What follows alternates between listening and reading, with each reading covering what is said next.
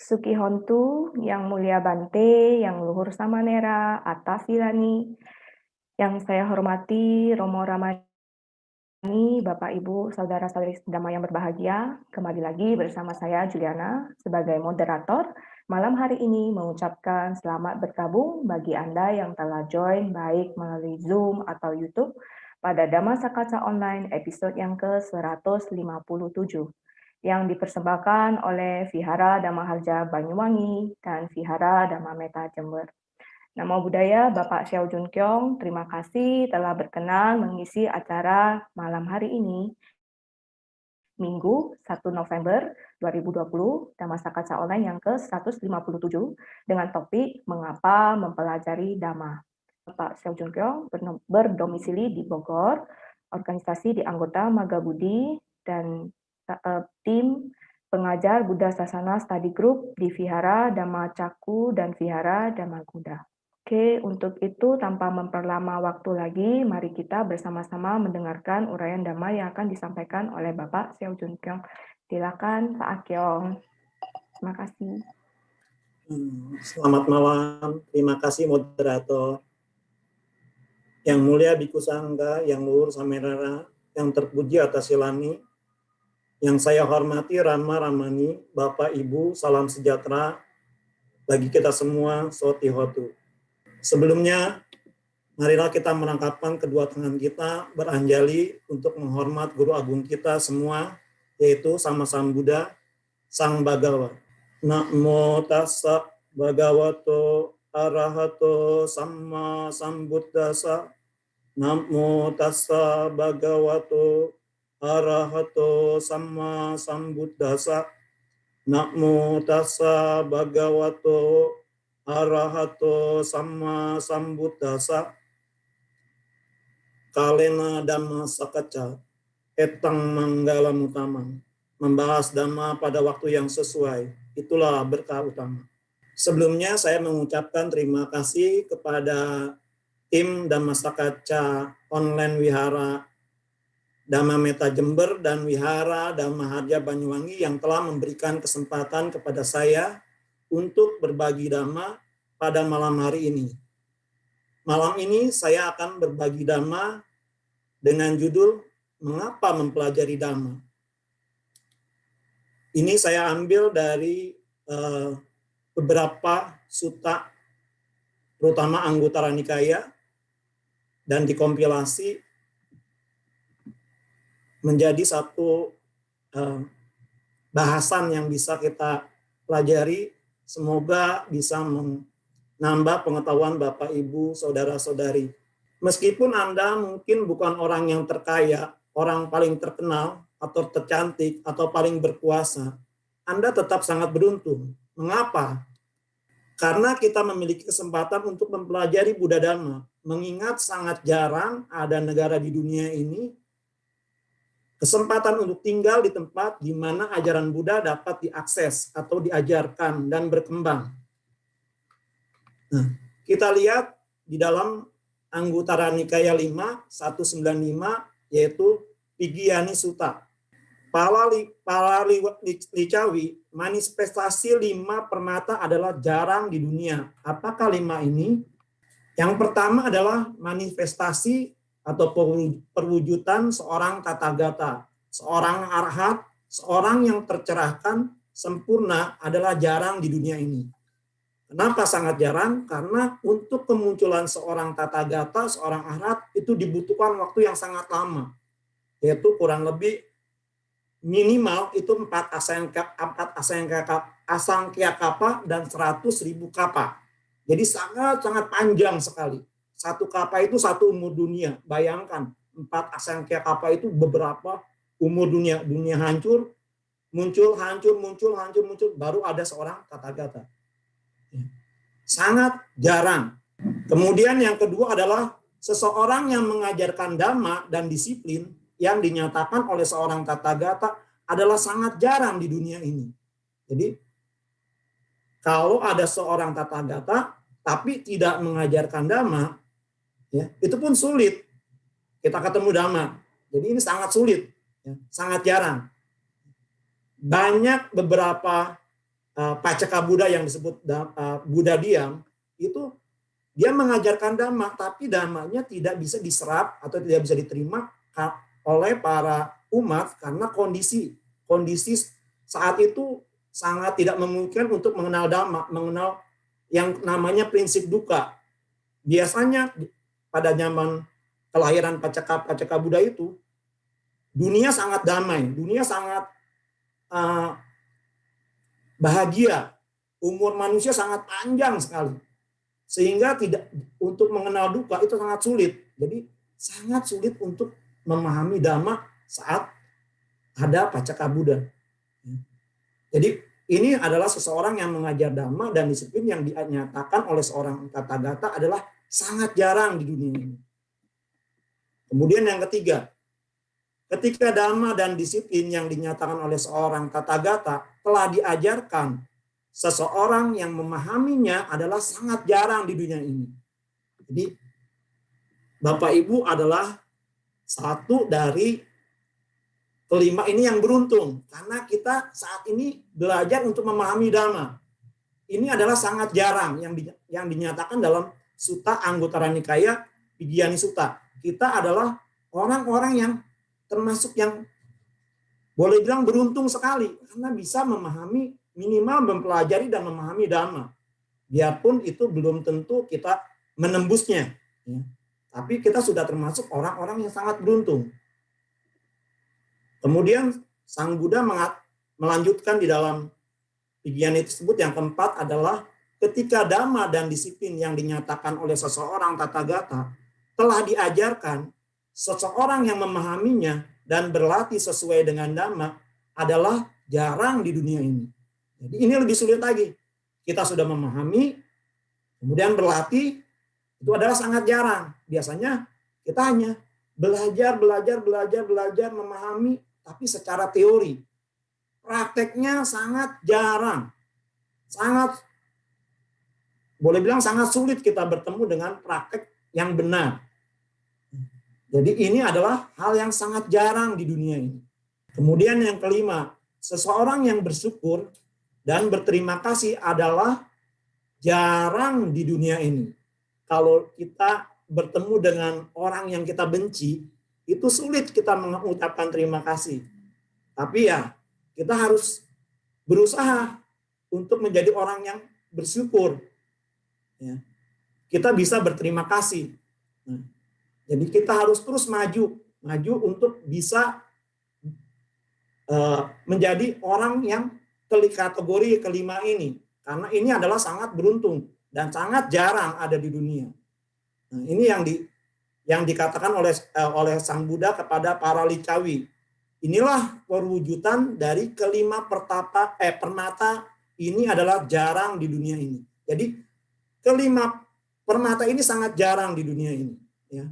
Kita harus memahami melalui perenungan yang bijak bahwa bahkan untuk saat ini kita berkesempatan bergaul dengan orang-orang yang langka seperti tadi itu sangat sulit dan sangat di luar jangkauan kita. Sulit sekali. Yaitu hanya jika kita bijaksana mengidentifikasi orang yang tetap setia pada dhamma tersebut yang diajarkan oleh Sang Buddha dengan mengajarkannya secara khotbah yang asli, tanpa perubahan, dan tanpa interpretasi yang berubah-ubah. Kadang-kadang kita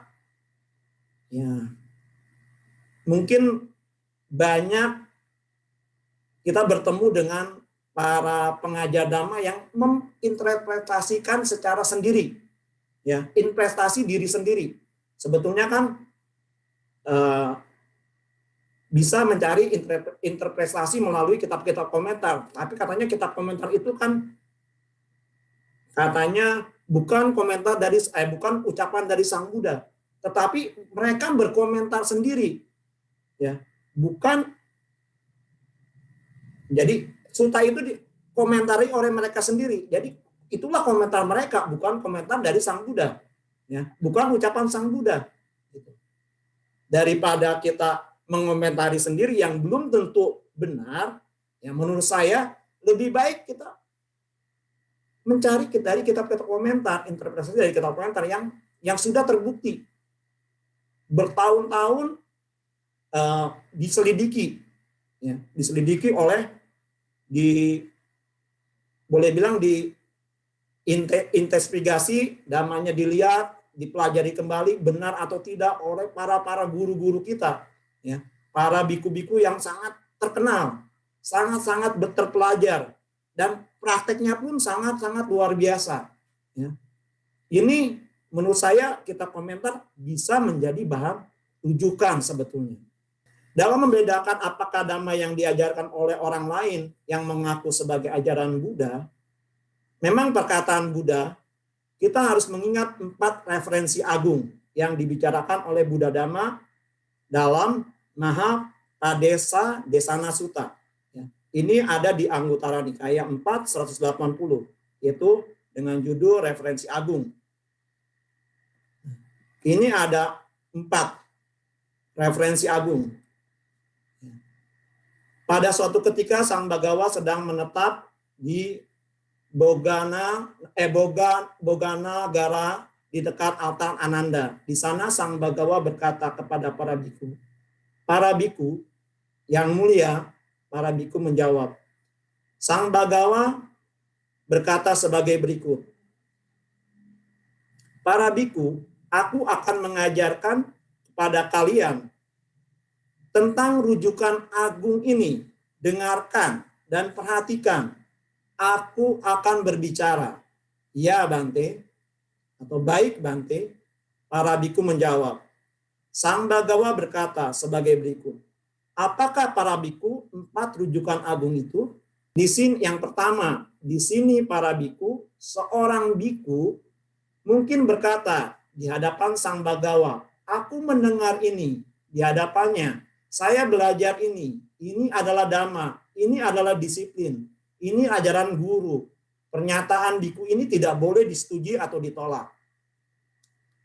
Tanpa menyetujui atau menolaknya, Anda harus benar-benar mempelajari kata dan frasa tersebut dan kemudian memeriksa apakah itu sejalan dengan wacana dan membandingkannya dengan disiplin. Jika ketika Anda memeriksa apakah mereka sejalan dengan wacana dan membandingkannya dengan disiplin, Anda menemukan bahwa mereka tidak sejalan dengan wacana dan bertentangan dengan disiplin, Anda harus menarik kesimpulan. Sungguh ini bukanlah kata-kata yang terbekahi. Sang arahat yang tercerahkan sempurna, itu telah dipahami secara salah. Jadi Anda harus membuangnya. Dengan demikian kita harus membuangnya. Jadi ini yang pertama. Tetapi seorang biku mungkin mengatakan ini di hadapan Sang Bagawa, aku mendengar hal ini. Di hadapan beliau aku mempelajari hal ini. Ini adalah dhamma, ini adalah disiplin. Ini adalah ajaran Sang Guru. Pernyataan biku ini tidak boleh diterima atau ditolak. Dengan tidak menerima atau menolaknya, kalian harus seksama mempelajari kata-kata dan frasa-frasa itu dan kemudian memeriksanya dalam khotbah-khotbah dan mencarinya ke dalam disiplin. Jika ketika kalian memeriksanya dalam khotbah-khotbah dan mencarinya dalam disiplin, kalian menemukan bahwa kata-kata dan frasa-frasa itu termasuk di antara khotbah-khotbah dan di dalam disiplin, maka kalian harus menarik kesimpulan. Ini adalah kata-kata Sang Bagawa, Sang Arhat yang tercerahkan sempurna. Ini telah dengan baik dipelajari oleh biku ini. Anda harus mengingat rujukan agung yang pertama ini. Jadi kita harus memeriksa dulu apakah benar. Kalau benar, baru kita terima. Ini rujukan agung yang pertama. Kemudian yang kedua, kemudian seorang biku mungkin berkata, dalam kediaman ini dan itu, seorang sangha berdiam dengan sesepuh atau para biku terkemuka. Di hadapan sangha itu aku mendengar ini, dan di hadapannya saya belajar ini, di hadapannya saya belajar itu, ini adalah dhamma, ini adalah disiplinnya, ini adalah ajaran guru. Pernyataan biku ini hendaknya tidak disetujui atau ditolak. Tanpa menyetujui atau menolaknya, Anda benar-benar mempelajari kata-kata dan frasa tersebut dan kemudian memeriksanya apakah itu sejalan dengan wacana dan membandingkannya dengan disiplin. Jika Anda telah memeriksa apakah mereka sejalan dengan wacana dan membandingkannya dengan disiplin, Anda menemukan bahwa mereka tidak sejalan dengan wacana dan bertentangan dengan disiplin, Anda harus menarik kesimpulan. Sungguh ini bukanlah kata-kata yang terbekahi. Sang arahat yang tercerahkan sempurna, ini telah dengan keliru dipelajari oleh biku ini. Dengan demikian, kalian harus membuangnya. Jadi kita harus membuang. Kalau memang tidak sesuai dengan apa yang kita praktekkan. Tetapi ketika kalian memeriksanya, apakah mereka sejalan dengan wacana dan disiplin, Anda menemukan bahwa mereka sejalan dengan wacana dan disiplin, dan setuju dengan disiplin, Anda harus menarik kesimpulan. Sesungguhnya ini adalah kata-kata terbekahi sang arahat yang tercerahkan sempurna, telah dipahami dengan benar oleh sangga itu. Anda harus mengingat referensi bagus kedua ini. Jadi ini referensi yang kedua ya, di dalam referensi agung. Masih ada 2 referensi. Seorang biku mungkin mengatakan di kediaman sangga ini, dan itu beberapa biku yang lebih tua berdiam dan terpelajar. Ya. Pewaris warisan, ahli dhamma, ahli disiplin, ahli dalam garis besar. Di hadapan para tetua itu, saya mendengar ini. Di hadapan mereka, saya belajar ini. Ini adalah dhamma, ini adalah disiplinnya. Ini adalah ajaran guru. Pernyataan biku ini tidak boleh disetujui atau ditolak. Tanpa menyetujui atau menolaknya, Anda harus benar-benar mempelajari kata-kata dan frasa tersebut, kemudian memeriksanya apakah ini sejalan dengan wacana dan membandingkannya dengan disiplin. Jika ketika Anda memeriksa, apakah mereka sejalan dengan wacana dan membandingkannya dengan disiplin, Anda menemukan mereka tidak sejalan dengan wacana dan bertentangan dengan disiplin, Anda harus menarik kesimpulan. Tentu saja ini bukan kata-kata sang Bagawa.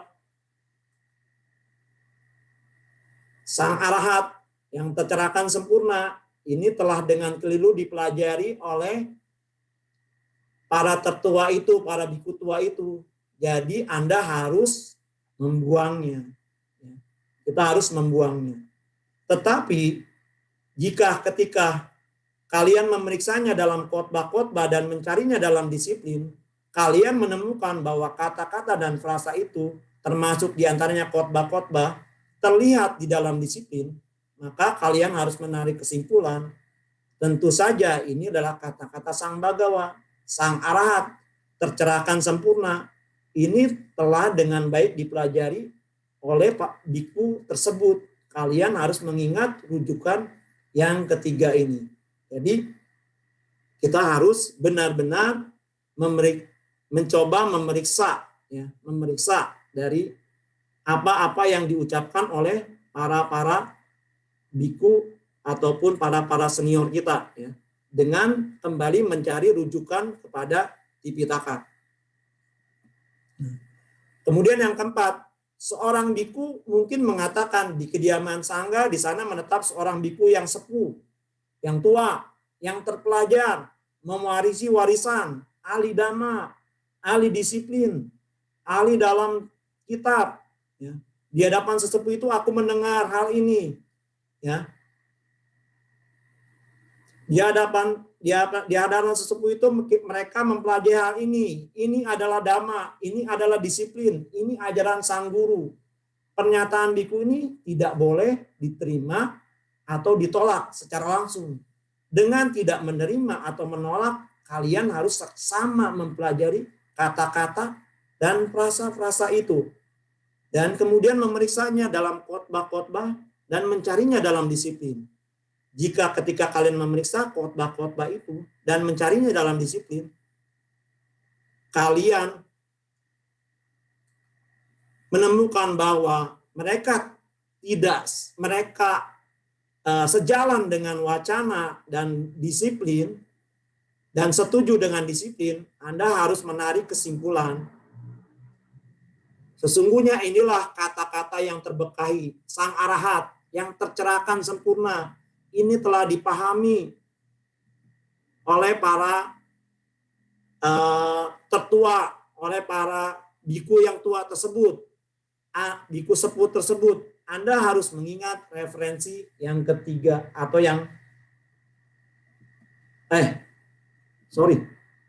tentu saja Anda harus membuangnya. Tetapi seorang biku mungkin mengatakan di kediaman ini menetap seorang biku sepuh yang terpelajar, warisan ahli dhamma, ahli disiplin, ahli kerangka. Di hadapan sepuh itu aku mendengar hal ini. Di hadapannya mereka mempelajari ini. Ini adalah dhamma, ini adalah disiplin, ajaran sang guru. Pernyataan biku ini tidak boleh diterima atau ditolak. Ya. Dengan tidak menerima atau menolaknya, kalian harus secara sesakma mempelajari kata-kata dan frasa-frasa itu, kemudian memeriksanya dalam khotbah-khotbah dan mencarinya di dalam disiplin.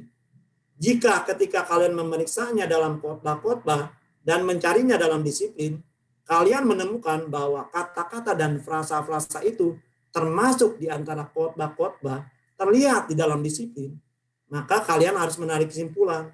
Tentu saja ini adalah kata-kata sang Bagawa, sang arahat yang tercerahkan sempurna. Ini telah dengan baik dipelajari oleh biku ini. Kalian harus mengingat rujukan agung keempat. Ini para biku, ini adalah keempat rujukan agung tersebut. Jadi ini bisa jadi patokan kita di dalam mempelajari atau melihat dhamma. Empat rujukan ini. Nah, Dhamma Sang Bagawa adalah suatu harta kebijaksanaan yang ada di dunia ini. Di dalam dunia modern, ya, seperti saat ini, kita bisa mendapatkan Dhamma melalui berbagai cara, melalui televisi, melalui internet, smartphone, bahkan sekarang melalui Zoom, melalui YouTube, dan segala macamnya, melalui radio, media cetak yang lain, yang semuanya terus bersaing untuk terus terang untuk mendapatkan perhatian kita. Ya. Jadi mereka bersaing untuk mendapat perhatian kita. Mereka menyampaikan pesan-pesan mereka, sementara kita hanya menerimanya, tentu saja secara pasif. Kita menerima apapun yang mereka sampaikan. Dengan cara ini kita dapat memperoleh segala bentuk pengetahuan dengan cukup mudah. Tentu saja memang sangat sekarang ini mempelajari Dhamma sangat gampang melalui Zoom, melalui YouTube. Ya. Bahkan setiap hari Dhamma Meta Jember melakukannya dengan Dhamma Kaca online. Ya. Ini sangat membantu. Tetapi apakah pengetahuan ini membawa manfaat nyata dalam kehidupan kita? Nah, apakah bisa membawa manfaat dalam kehidupan kita? Terus terang, jika kita menyelidiki dengan bijak, lebih sering pengetahuan yang kita terima, kita peroleh melalui media sosial, ya, itu seringkali malah memprovokasi. Banyak WA yang memprovokasi, cenderung tidak bijak, ya, tidak baik di dalam mempengaruhi, bahkan bisa mempengaruhi pikiran-pikiran kita menjadi lebih tidak bijaksana. Mendapat pengetahuan tentang ajaran Buddha bagaimanapun adalah masalah yang sangat berbeda. Ya. Dengan mempelajari ajaran Buddha, kita mengembangkan kualitas-kualitas bermanfaat dalam pikiran kita. Ketika kita mencari khotbah yang diajarkan oleh Buddha, suta-suta atau belajar tentang ajaran yang mendalam tentang 4 kebenaran mulia, ya, atau Paticca Samuppada, ya, atau bahkan 37 sayap-sayap pencerahan atau bodi Pakya Dhamma, mereka disebutkan dalam Mahaparidesana Sutta. Khotbah-khotbah tersebut adalah tolok ukur kita dalam membedakan ajaran murni Buddha. Namun, seseorang dapat mengajukan pertanyaan, apakah ajaran utama yang ditemukan dalam khotbah Buddha? Jawabannya hanyalah 3 sebetulnya ya.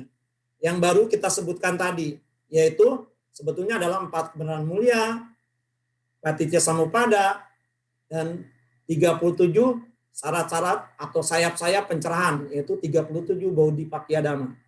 Nah, ketika kita mempelajari Dhamma dari buku atau dengan cara lain, kita harus membandingkan apa yang kita pelajari dengan apa yang Sang Buddha pernah jelaskan. Tujuannya sebagai bahan perbandingan.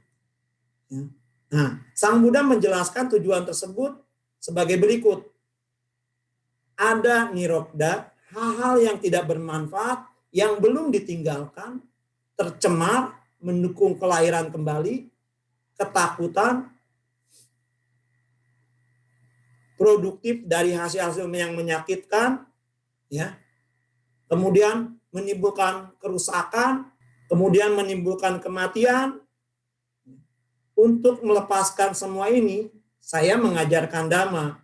Jika Anda berlatih hal-hal yang tercemar ini dan ditinggalkan hal-hal yang membuat pemurnian berkembang dan tumbuh, dan Anda mencapai dan berdiam dalam kehidupan ini dalam kepenuhan kebijaksanaan yang sempurna. Nah, ini sedikit petikan dari Digha Nikaya Undu Barika Sutta. Jadi Sang Buddha menjelaskan kepada Brahmana Nirodha hal-hal yang tidak bermanfaat, yang belum ditinggalkan, yang tercemar, yang mendukung kepada kelahiran kembali, ketakutan, produktif pada hasil-hasil yang menyakitkan, terkait dengan kelahiran kembali, kerusakan, dan kematian, itu harus kita lepaskan, ya, harus kita tinggalkan, ya, sehingga membuat pemurnian kita menjadi berkembang dan tumbuh, dan kita akan mencapai kepada tujuan akhir, yaitu berdiam dalam kehidupan ini dalam penuh kebijaksanaan yang sempurna. Oleh karena itu dipahami bahwa kita menghadapi bahaya besar dalam perjalanan hidup di samsara yang terbelenggu oleh kekotoran batin. Untuk pemurnian pikiran dan kebebasan dari lingkaran kembali, Sang Buddha mengajarkan Dhamma. Dan bagaimanakah seorang terpelajar dalam Dhamma? Kita lihat di dalam satu sutta, Anguttara Nikaya kembali. Yaitu sutta, saya mengambil satu sutta yang namanya Patama Naka Karama Sutta. Yaitu ada 10 perlindungan. Sebetulnya ini ada 10, tetapi saya hanya mengambil satu petikan saja. Para biku, hiduplah di bawah perlindungan, bukan tanpa perlindungan. Seseorang tanpa perlindungan hidup dalam penderitaan, ada 10 kualitas yang berfungsi sebagai 10 pelindung. 10 apa itu? Nah, ini saya ambil satu. Seorang biku telah belajar banyak, mengingat apa yang ia telah pelajari, dan mengumpulkan apa yang ia telah pelajari. Ajaran-ajaran itu yang baik pada awalnya, di tengah, dan bagus di akhir, dengan makna dan ungkapan yang benar, yang menyatakan kehidupan spiritual yang sempurna dan murni. Ajaran seperti yang telah banyak dia pelajari, simpan dalam pikiran, dilafalkan secara lisan, diselidiki secara mental, dan ditembus dengan baik oleh kebijaksanaan. Ini adalah kualitas yang berfungsi sebagai pelindung. Jadi ini adalah satu dari 10 petikan di dalam Anguttara Nikaya 10 tentang perlindungan. Kemudian kita lihat kembali, apa sih yang kita belajar Dhamma, apa sih manfaatnya? Kemudian Sang Buddha mengatakan di dalam Anguttara Nikaya 5/202, mendengarkan Dhamma atau Dhamma Sawana Sutta, ada 5 manfaat dalam mendengarkan Dhamma. Apakah 5 manfaat itu? Yang pertama, seorang mendengar apa yang belum ia dengar. Kadang-kadang kita mendengar sesuatu yang diajarkan oleh para biku, para senior, para sesepuh, kita menjadi tahu, oh ini ya yang disebut dengan sila. Kita mendengar apa yang belum kita dengar. Sila pertama itu adalah tidak melakukan pembunuhan hidup. Kita harus aktifnya adalah mengembangkan meta dan karuna. Kita mendengar apa yang belum kita dengar. Oh, saya menjadi tahu. Jadi saya harus mengembangkan meta dan karuna. Kemudian manfaat yang kedua adalah kita mengklarifikasi apa yang ia dengar, apa yang kita dengar. Wah, kita klarifikasi, kita selidiki. Oh iya benar. Ya, kita praktekkan. Oh benar. Dengan mengembangkan meta, kita bisa menjalankan sila yang pertama. Jadi kita sudah mengklarifikasi yang kita dengar, kita klarifikasi. Oh benar. Kita bisa menjadi menembus.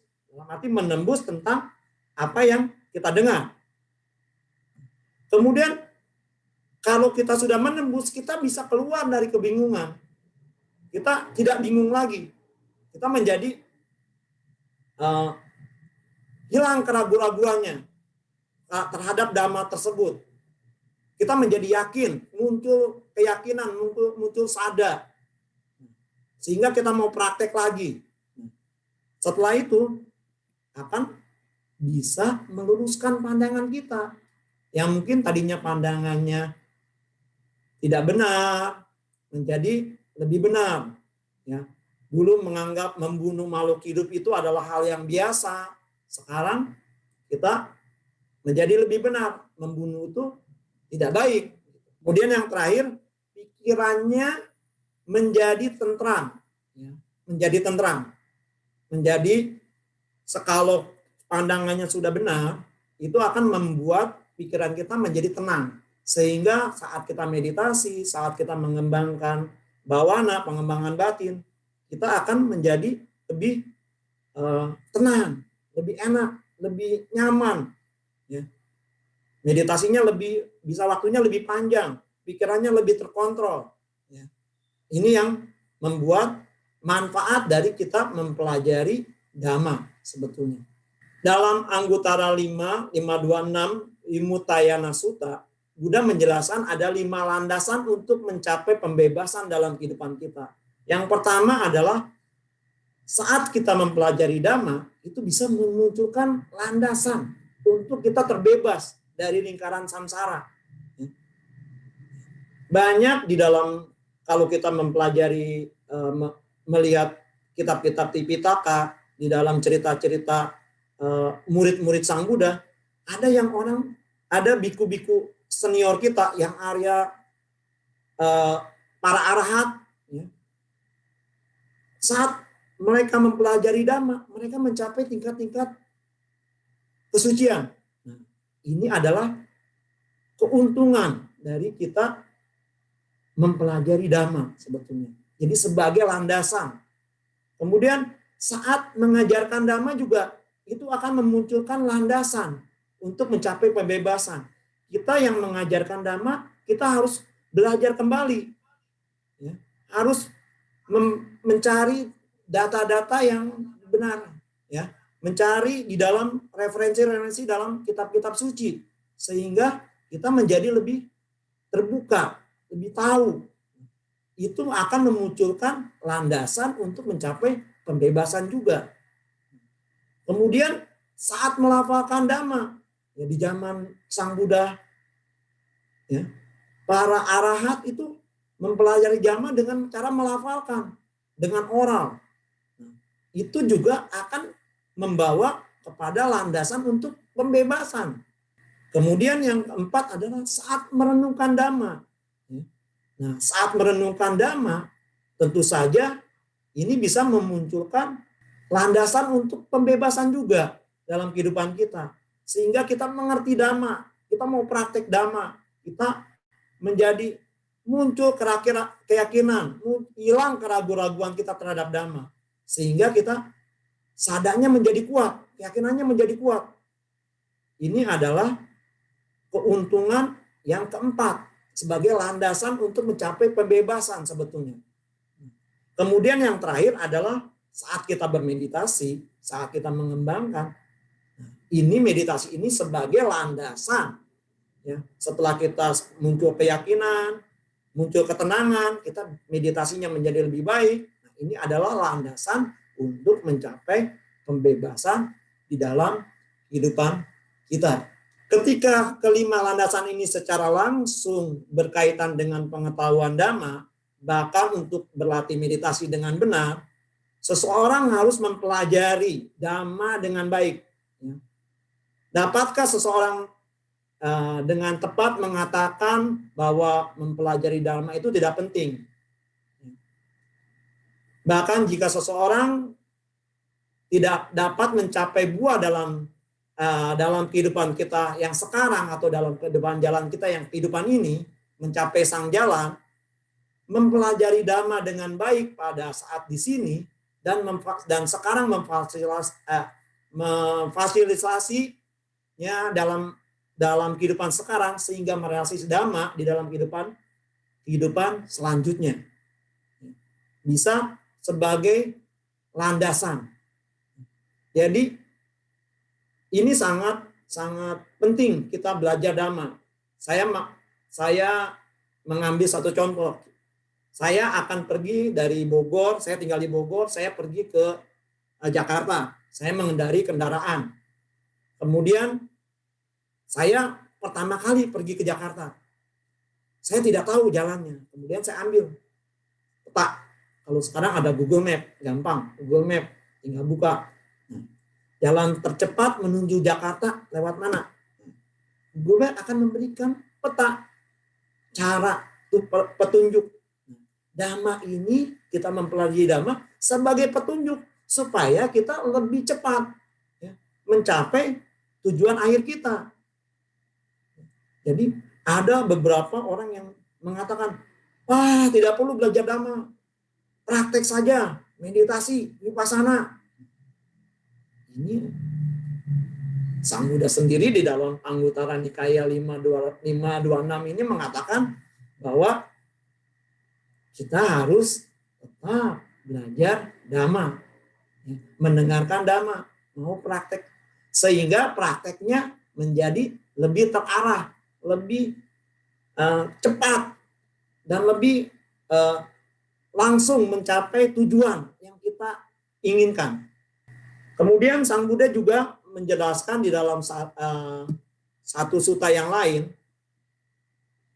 yaitu satu sutta yang disebut dengan Sota Nudatta Sutta, bagaimana seorang siswa yang telah mempelajari Dhamma berada di dunia manusia akan mendapat manfaat ketika mereka terlahir kembali di alam surga.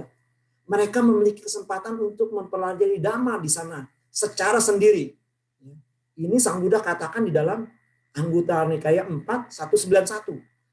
Jadi kita belajar Dhamma di dalam kehidupan sekarang, kemudian ketika meninggal, kita terlahir di alam surga. Nah, pada saat terlahir di alam surga, andaikan surga tingkat 2, Tawatimsa. Ya. Wah, itu kalau dibandingkan, kalau menurut perbandingan menurut matematika, kebahagiaannya itu kurang lebih 70, dukanya itu 30. Jadi lebih banyak bahagia, sehingga biasanya banyak orang-orang yang para dewa yang terlahir di surga Tawatimsa itu akan terlena. Kalau mereka tidak mempelajari Dhamma di kehidupan kita sekarang, tidak mengenal Dhamma, begitu terlahir di surga Tawatimsa, mereka akan terlena, akan terus menikmati kesenangan indera di sana, sehingga pada saatnya ya, dia akan meninggal mungkin terlahir di alam-alam yang lebih rendah. Tetapi jika kita sudah belajar Dhamma, kita akan mendapat manfaat. Sang Buddha katakan mendapat manfaat. Saat kita telah di alam surga, kita bisa di sana bisa belajar Dhamma. Karena apa? Karena di surga Tawatinsa itu ada namanya Balai Sudama. Ya. Di sana banyak para dewa yang membahas Dhamma. Karena di alam dewa sana masih banyak arahat. Ya. Kalau dihitung masa Sang Buddha ini kan kalau di bumi ini kan sudah 2.600 lebih. Tapi kalau hitung di alam surga Tawatinsa yang kalau waktunya itu 1 hari di alam surga Tawatinsa itu sama dengan 100 tahun di bumi, berarti baru 26 hari. Bayangkan Bapak Ibu, baru 26 hari.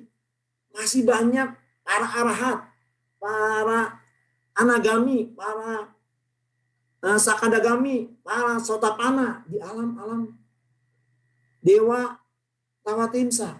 Nah, kita punya kesempatan untuk belajar sehingga kita bisa menembus di sana. Bisa mencapai tingkat-tingkat pembebasan. Ini adalah keuntungan kita kalau kita belajar Dhamma di dalam kehidupan kita yang sekarang.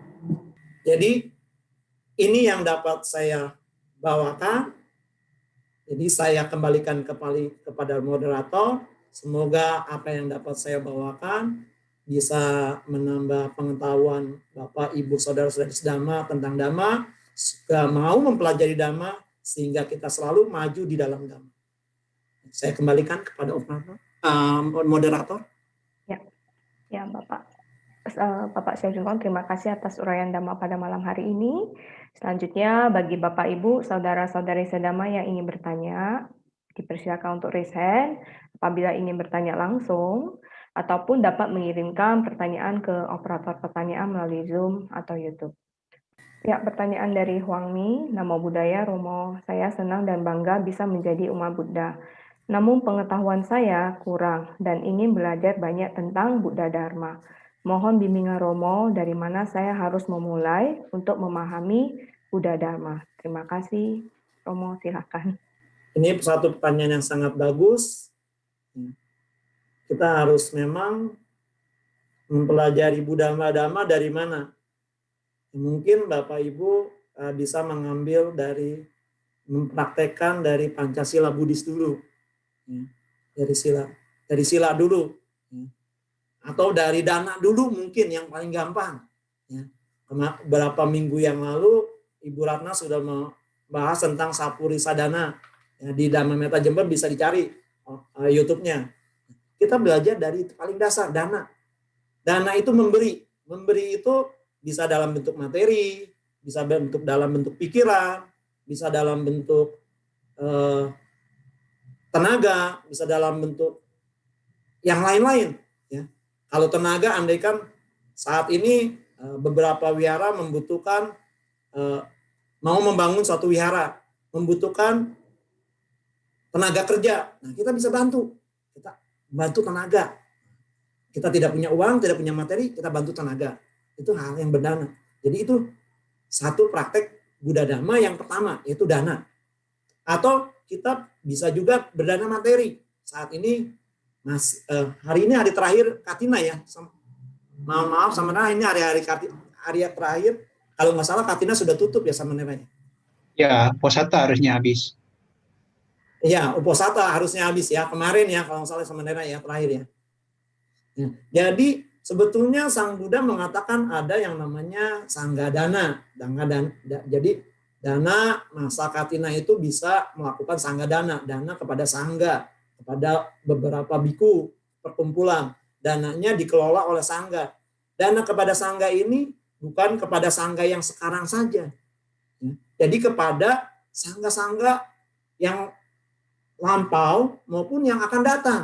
Jadi kepada perkumpulan sangga yang zaman Sang Buddha ataupun kepada perkumpulan sangga-sangga yang akan datang di zaman Buddha Metta mungkin.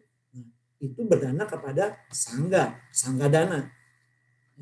Nah, ini dana yang sangat luar biasa. Itu bisa kita lakukan juga sebetulnya pada saat Katina kemarin. Itu sudah belajar Dhamma, memberi. Kemudian setelah memberi mungkin menjalankan sila. Ya. Yang dulunya kita suka membunuh, kalau ke pasar kita melihat ikan, pengennya ikan yang hidup. Ya, kita beli ikan gurame, ikan guramenya pengen yang hidup. Nah, kita sekarang sudah belajar dhamma, kita jalanin sila. Sila yang pertama, tidak melakukan pembunuhan makhluk hidup. Kurangi untuk melakukan pembunuhan makhluk hidup. Tidak membunuh. Dengan cara mengembangkan cinta kasih dan kasih sayang kepada makhluk tersebut. Kemudian yang kedua, mungkin kita tidak melakukan pencurian, mengambil barang yang tidak diberikan. Nah, biasanya banyak dalam tanda kutip kalau kita ke wihara kadang-kadang menganggap barang-barang di wihara itu milik bersama. Jadi kalau kita ambil nggak apa-apa lah, karena itu kan milik kita bersama. Ada buku, ada apa, kita main ambil saja, bawa pulang. Tapi memang kalau buku itu diletakkan di depan dan ditulis bisa diambil untuk dibawa pulang, ya silakan. Tapi kalau ada buku yang ditaruh di rak yang sebagai perpustakaan atau sebagai apa, sebagai buku-buku yang milik wihara, sebaiknya ya, kalaupun kita menginginkan, kita bisa memohon, meminta. Mungkin pihak wihara bisa memberikan referensi di mana kita bisa mendapatkan. Jangan menganggap bahwa barang-barang milik wihara kita bisa bawa pulang, kita pindahkan. Ya, ini biasanya juga banyak. Kadang-kadang di beberapa wihara juga ada pohon-pohon. Pohon-pohonnya berbuah. Ada buah sawo, ada buah Ratna tadi Damai Desana tentang buah-buah, ada apa di balik buah. Ada buah sawo, ada buah mangga. Wah, wihara pohonnya sedang berbuah tuh. Ya. Kita boleh petik, kita boleh ambil, kita bawa pulang. Karena itu kan milik bersama. Petik saja, kadang nggak bawa pulang. Orang yang menanam yang di wihara itu melihat, waduh, wah saya main petik, saya udah nanam dari ini. Kemudian mereka main petik saja, enak saja. Nah, itu sudah melakukan tindakan mengambil barang yang tidak diberikan. Ya. Jadi kita mengembangkan apa? Dengan mengembangkan, kita mengembangkan sama penghidupan yang benar. Ya. Jadi kita jangan mengambil, kita meminta. Kalau nggak diberi ya sudah, kita nggak makan. Tapi biasanya pasti pengurus wihara akan memberikan. Oh silakan ambil, boleh. Tapi jangan banyak-banyak, jangan diambil semua. Jangan satu pohon dibawa semua. Nah, jadi itu biasanya bisa. Ya, itu pengembangan dari sila. Bisa juga selanjutnya kita praktek bawana. Ya. Praktek bawana ini bukan dalam tanda kutip, banyak orang mengatakan praktek bawana ini adalah duduk diam meditasi. Yang saya ketahui bawana itu adalah pengembangan batin. Batinnya berkembang. Tadinya orang yang suka mencuri menjadi orang yang menjalankan sila, batinnya kan berkembang. Nah, itu praktek bawana. Praktek pengembangan batin.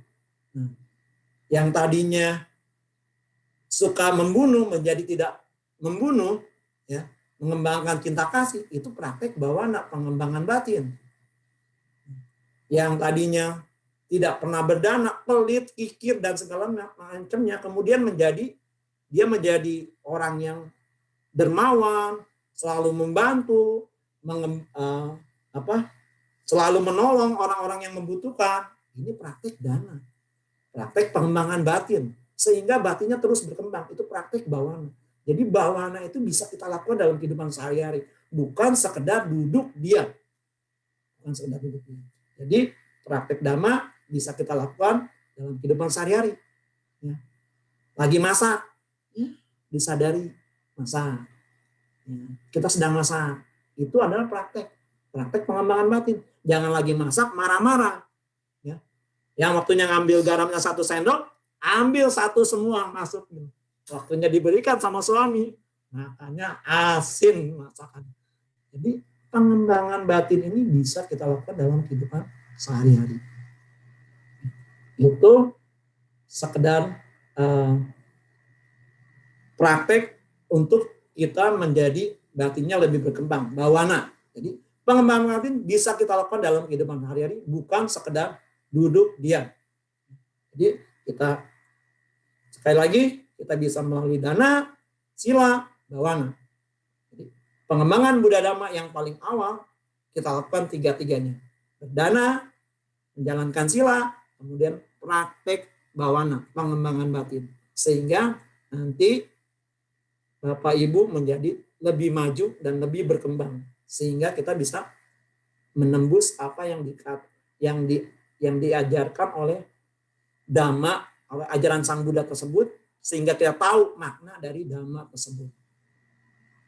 Ya, itu jawaban dari saya. Baiklah, pertanyaan berikutnya dari Teddy Tahir. Agama untuk hidup atau hidup untuk agama? Terima kasih. Nah, ini pertanyaan sama dengan mana yang duluan, telur atau ayam gitu kan. Nah, kalau tanya apa yang duluan, telur atau ayam, agama untuk hidup atau hidup untuk agama. Jadi tergantung situasi momen.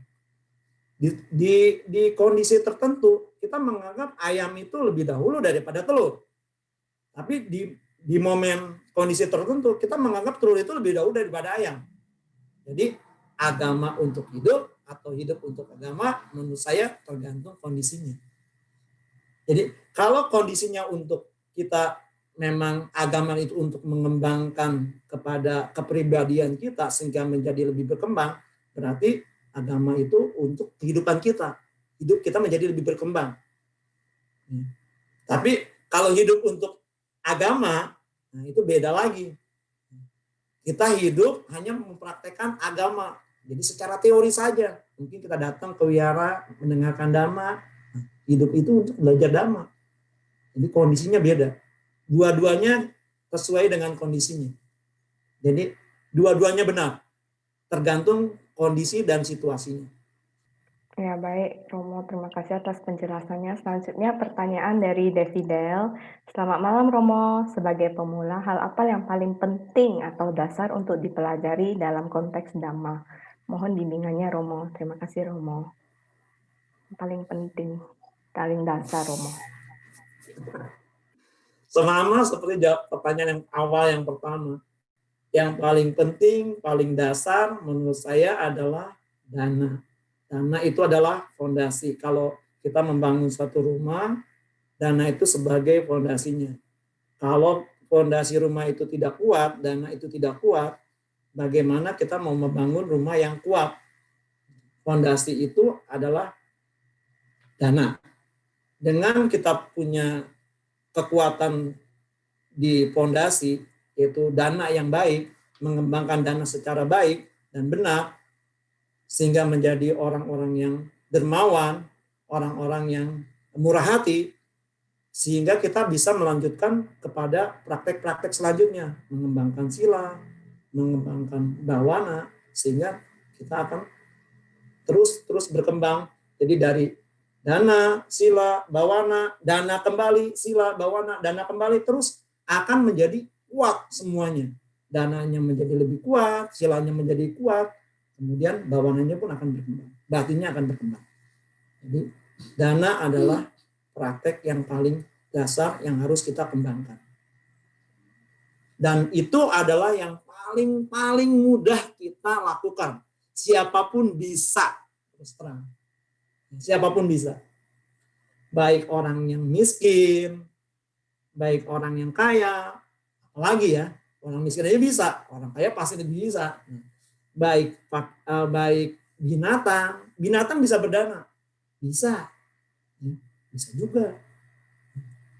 Tapi dananya kata sama temennya, sama teman binatang, setiap pada anaknya kasih makan. Pencuri sesama pencuri bisa berdana, membagi hasil curian secara rata. Tapi dananya kepada dari orang yang tidak menjalankan sila kepada orang yang tidak menjalankan sila, dari praktek yang tidak benar kepada hasilnya dari praktek yang tidak benar. Jadi itu tetap kategori dana. Jadi dana yang paling tinggi adalah dana dari orang yang murni silanya, kemudian diberikan kepada murni silanya, murni dananya, materinya, hasil dari usaha sendiri, bukan hasil dari hal-hal yang tercela, kemudian diberikan kepada orang-orang yang membutuhkan dan dia menjalankan sila. Itu akan bisa membuat dana kita menjadi sangat berkualitas. Jadi dana adalah praktek yang paling dasar untuk kita belajar Buddha Dhamma. Baiklah, terima kasih penjelasannya Romo. Pertanyaan berikutnya dari Mina. Sebagai umat awam dan belum masuk ke dalam keluarga para Arya, bagaimana proses belajar untuk mengurangi ketamakan, kebencian, dan kegelapan batin? Terima kasih Romo. Pertanyaan yang sangat bagus dan memang ini harus kita praktekkan dalam kehidupan sehari-hari. Sangat sulit untuk mengurangi ketamakan, loba, kebencian, dosa, dan juga apalagi kegelapan batin. Itu sangat sulit, kegelapan batin. Terus terang sangat sulit. Kadang-kadang mungkin kita bisa tidak melakukan yang tidak serakah, tidak benci, tapi biasanya mohanya itu masih ada. Kebodohan batinnya masih ada. Karena kebodohan batin ini masih bisa menyelimuti kita. Kalau kita belajar Abhidhamma mungkin itu lebih jelas sama nanti mungkin lebih bisa menyampaikan di dalam sesinya Abhidhamma. Itu biasanya masuk ke dalam Abhidhamma tentang kita. Terus terang untuk mengurangi loba kita harus mengembangkan kemurahan hati, berdana. Ya. Jalan satu-satunya seperti itu. Nggak mungkin kita bisa mengurangi loba kalau kita tidak berdana. Harus berdana. Dananya bagaimana? Dananya mungkin dari kita pertama kali mungkin diajak oleh malu karena kita melihat sebelah kita berdana. Karena ajakan. Kita ikut berdana. Itu mungkin yang pertama kali seperti itu. Kita sudah masih ada. Waduh. Waktu mau dana itu, kita mau dana yang harusnya kita mau dana. Wah, saya mampu nih beli jubah yang harganya 300.000. Tapi, waduh, sayang uang saya. Udahlah saya dana paket yang mandi sajalah. Apa? Beli paket mandi. Karena saya melihat sebelah juga udah dana, saya juga harus dana. Gitu. Saya kira beli paket mandi. Kemudian kita serahkan. Kan pertama itu ada pergolakan batin kan. Mau yang jubah, tapi sayang uangnya kan bisa 200.000-nya bisa beli yang lain. Kalau paket ini kan cuma 100.000. Tetap itu sudah mengikis keserakahan. Tadinya kita nggak mau berdana, sekarang berdana yang 100.000. Biarpun cuma 100.000. Kita sudah praktek. Nah, terus kita lakukan. Berdana itu akan menjadi kebiasaan, spontan. Satu saat kita akan menjadi spontan. Waktunya kita ketemu biku, kita akan berdana. Saya akan berdana kepada biku. Banyak orang-orang yang sudah terbiasa berdana. Karena apa? Kebiasaan sebetulnya.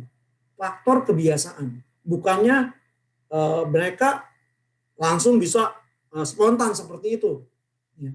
Mereka juga melakukan seperti yang tadi. Awalnya untuk berdana awal itu sulit, sama perang batin. Tapi setelah itu, setelah terus menerus, mereka menjadi sudah menjadi faktor kebiasaan mereka, sudah menjadi watak mereka. Kalau kita ada bante di wihara, saya harus dana makan. Di wihara saja kebetulan ada dana bante, saya harus dana makan. Jadi itu sudah menjadi wataknya, saya harus pergi ke sana dana makan. Biarpun saya sudah ada janji, saya bisa membagi janji itu geser dikit-dikit lah, saya dana makan, setelah dana makan saya pergi gitu, memenuhi janji saya gitu. Bisa, karena mereka sudah watak untuk melakukan pemurahan hati. Itu praktek dana. Jadi untuk mengikis keserakahan kita. Kemudian untuk mengurangi atau mengikis dosa, kebencian, mau nggak mau kita harus menjalankan sila. Sila yang pertama, mengembangkan metta karuna. karuna lagi, sila lagi, udah dana, sila lagi larinya. Jadi Sang Buddha ya mengajarkan cuma dana, sila, bawana sebetulnya. Untuk mengikis moha ya bawana. Jadi dana, sila, bawana ini yang mengikis itu loba, dosa, moha. Keserakahan, kebencian, juga kebodohan batin. Jadi kalau kita bisa praktek dana, sila, bawana, otomatis kita akan bisa mengurangi tiga akar buruk ya. Tiga akar buruk yaitu keserakahan, kebencian, dan juga kebodohan batin. Ini yang bisa saya jawab. Ya, baik. Romo Akyong, terima kasih atas penjelasannya. Selanjutnya kita pertanyaan berikutnya, Romo. Pertanyaan dari Cita. Malam Romo, saya pernah mendengar ada 84.000 ajaran Buddha. Apakah perlu kita pelajari semua? Dan apakah harus memilih salah satu atau bisa mempelajarinya dari berbagai aliran? Terima kasih Romo, silakan. Ini tergantung. Kalau mungkin kalau yang studi agama ya harus dipelajari ya Samanera ya. Studi agama harus dipelajari. Tapi kalau untuk kita praktek, kita bisa ambil yang memang keperluan praktek. Kalau kita perumah tangga ya ambil saja Sigalowada Sutta gitu kan. Wiyawaga Sutta. Ya. Yang memang sesuai dengan kita, sesuai dengan kondisi kita. Kita perumah tangga ya, perumah tangga. Sutta Sang Buddha itu sangat banyak. Memang 84.000 pokok bahasan, bukan 84.000 itu berarti bukan 84.000 ada apa dhamma istilahnya satu sutta itu bukan berarti satu kanda ya. Dan kadang-kadang ada satu sutta itu pokok bahasanya ada beberapa kanda gitu. Bukan satu kanda, satu sutta bukan satu kanda. Ada satu sutta bisa 2 kanda atau 3 kanda, ada berapa kanda. Nah, jumlah kandanya ada 84.000 yang terdiri dari kalau kita belajar secara istilahnya di kelas atau di sekolah itu 21.000-nya itu adalah Vinaya, 21.000-nya adalah Sutta, 42.000-nya adalah Abhidhamma. Nah, 42.000 Abhidhamma kalau kita kumpulkan kitabnya itu jauh lebih sedikit dibandingkan Sutta yang 21.000. Saya pernah ke Sri Lanka, itu saya melihat Tipitaka, total semua Tipitaka. Bagian dari Abhidhamma itu hanya sebagian dari satu lemari itu hanya sebagian sedikit. Tapi Sutta itu jauh lebih banyak. Tapi secara kandanya Sutta itu lebih sedikit. Bukan berarti satu Sutta, satu kanda. Atau dalam satu Abhidhamma, maksud saya dalam satu pokok bahasan Abhidhamma itu satu kanda, bukan. Dalam satu pokok bahasan Abhidhamma itu bisa beberapa kanda. Jadi ya sangat sulit untuk kita belajar semua. Jadi disesuaikanlah dengan kondisi kita. Belajar yang sesuai dengan kondisi kita. Belajar sutta-sutta yang berhubungan dengan kita. Jadi nggak perlu kita mempelajari semua kitab Tipitaka.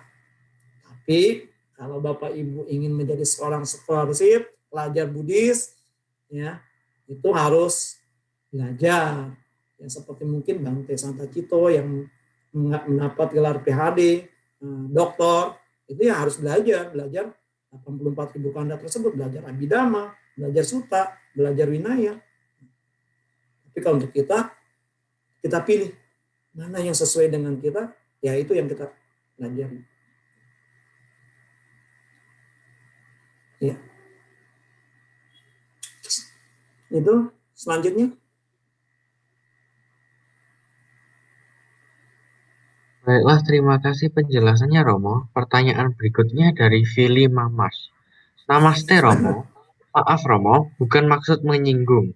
Baru-baru ini terjadi tindak kekerasan di Perancis dengan adanya peristiwa yang sangat di luar kemanusiawian dengan alasan apapun juga. Menurut Romo, apa yang salah dalam mempelajari agama?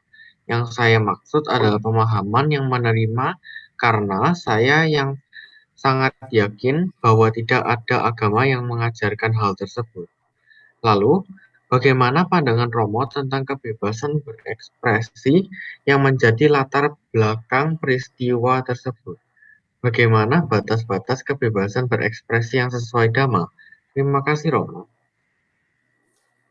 Tolong slide-nya jangan di jangan di ini ya. Jadi saya bisa baca.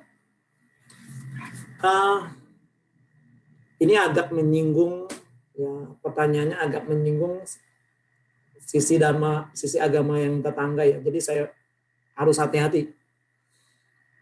Maaf Romo, bukan maksud menyinggung, baru ini terjadi kekerasan di Prancis di mana ya, ini kadang-kadang kita belajar dhamma itu sadanya itu menjadi sada yang boleh bilang sada yang membuta. Ada beberapa dalam tanda kutip beberapa aliran atau ya aliran atau agama tetangga yang agama lain itu mereka mempunyai keyakinan yang seperti itu, keyakinan yang membuta. Nah, ini juga bisa membuat umat menjadi bahaya. Nah, di Buddhis ini kita harus kembali lagi, kita kalau kita bicara Buddhis, kita harus jangan mempunyai keyakinan yang membuta tersebut, tapi kita harus mempunyai keyakinan yang memang sesuai dengan apa yang kita selidiki. Setelah kita selidiki, jadi kita menerima sesuatu, kita selidiki, kemudian kita praktekkan. Kalau itu benar, seperti yang tadi saya sebutkan di dalam Mahaparidesana Sutta, itu benar dan sesuai dengan apa yang dilakukan atau diajarkan oleh Sang Buddha, itu baru kita praktekkan. Jadi saya kira yang pertanyaan ini saya cukupkan segitu saja karena agak menyinggung agama yang lain gitu ya. Lalu bagaimanakah pandangan Romo tentang kebebasan berekspresi yang menjadi latar belakang peristiwa tersebut? Bagaimana batas-batas kebebasan ekspresi yang sesuai Dhamma? Ya, kembali yang tadi, kalau kita bisa berekspresi, tapi kita harus juga mempunyai kebijaksanaan, mempunyai satu pandangan yang benar bahwa apakah dengan kita berekspresi ini menambah keserakahan kita, menambah kebencian kita, menambah kebodohan batin kita. Nah, kalau dengan kebiasaan berekspresi tersebut menambah loba, menambah keserakahan, menambah dosa, kebencian, menambah moha, kebodohan batin, sebaiknya tidak kita lakukan. Tapi jika kebebasan ekspresi ini malah membawa kita kepada pengembangan aloba, adosa, dan amoha, itu kita harus kembangkan. Jadi kita bisa berekspresi harus sesuai dengan koridor agama, pandangan benar. Pandangan dalam arti pandangan yang mengikis loba, keserakahan, dosa, kebencian, moha, kebodohan batin. Ini yang jawaban dari saya. Semoga jawabannya bisa ya memenuhi. Ya, baik Romo. Memang Memuaskan. sekarang agak ini ya, banyak case-case yang di luar kendali. Seperti gempa di Turki. Sepertinya banyak bencana alam sih. Tadi hari ini saya juga lihat video yang di Vietnam. Ya, natural disasters itu benar-benar di luar kendali sih. Jadi mungkin mungkin saya boleh tanya ya Romo Akyong ya. Kan sekarang banyak bencana alam jadi nih, selain pandemi yang terjadi di seluruh dunia lah, boleh dibilang most of the countries in the world. Kira-kira kalau kita sebagai umat Buddhis yang di Indonesia, kan ada natural disaster di Vietnam. kita yang di Indonesia ini lebih baik. Gimana kita sharing metta atau membacakan parita itu, what should we do gitu loh, as a Buddhist from Indonesia. Makasih Romo atas penjelasannya.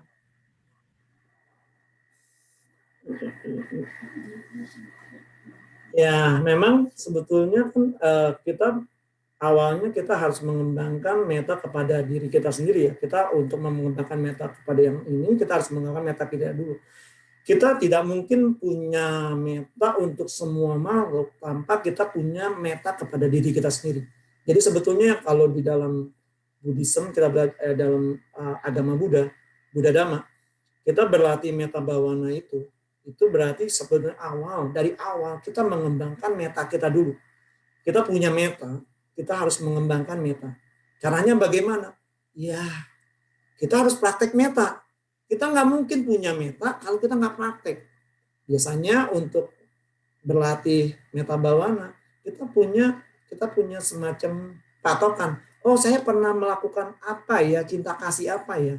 Oh, saya pernah melakukan pertolongan kepada orang-orang yang menderita bencana. Kemudian saya ikut jadi relawan, saya ikut membantu. Oh, saya merasa bahagia dengan bantuan yang diterima oleh para korban bencana. Saya melihat kebahagiaan itu. Nah, itu kita jadikan pengembangan batin meta kita. Sehingga dengan kita flashback dari ingatan yang meta yang kita lakukan, kita akan bisa membuat meta kita menjadi lebih berkembang. Setelah meta kita berkembang, nah, baru kita bisa pancarkan kepada makhluk-makhluk yang membutuhkan. Mungkin ya kepada yang paling dekat, orang-orang yang berjasa dengan kita. Karena kalau langsung dengan semua makhluk itu sangat jauh lah, boleh bilang sangat sulit. Biasanya kita ke yang dekat dulu. Yang dekat apa? Oh, guru kita. Biasanya kalau orang tua kan bisa, tapi jangan lawan jenis.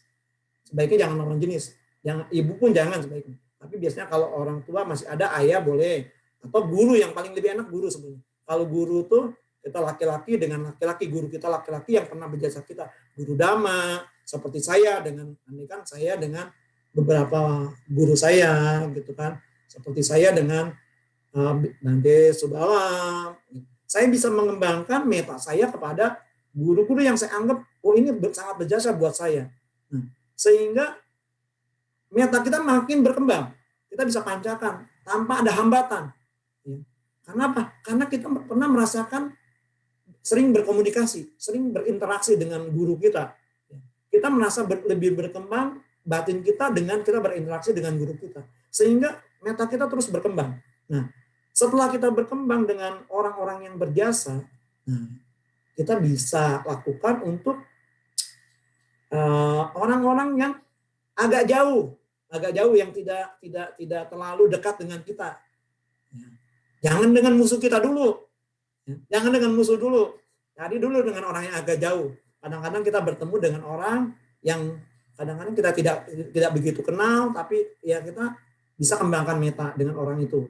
Ya, orang itu kita kembangkan. Nah, setelah kita berkembang juga, baru dengan orang-orang yang membenci kita. Nah, kalau sudah dengan orang yang membenci kita bisa mencacar meta.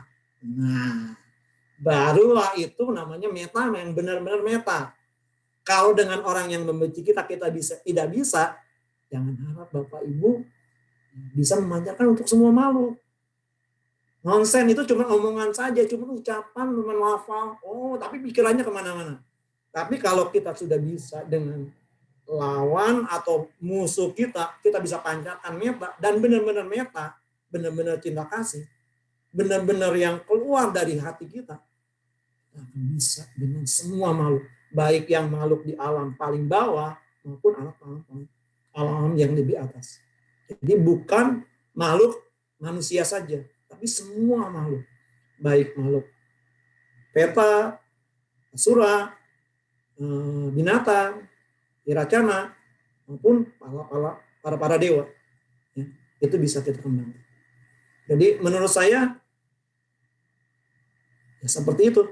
Kalau cuman sekedar hafalan, ucapan, tanpa ada perenungan dari dalam diri kita sendiri untuk kita mulai, itu cuman lip service lah, cuman ucapan bibir saja tanpa ada batin yang berkembang. Kira-kira seperti itu. Ya. Baik, Romo Akyong, terima kasih atas penjelasannya. Selanjutnya, Winston akan baca next question. Silakan, Winston. Baiklah, pertanyaan berikutnya dari Titi Wibowo. Apakah memang dalam ajaran Buddha lebih mementingkan filsafat dan penerapan dibanding dengan ritual? Apakah saya akan bisa mempelajari dan menerapkan ajaran Buddha secara mendalam tanpa mengikuti ritual keagamaan? Terima kasih, Romo.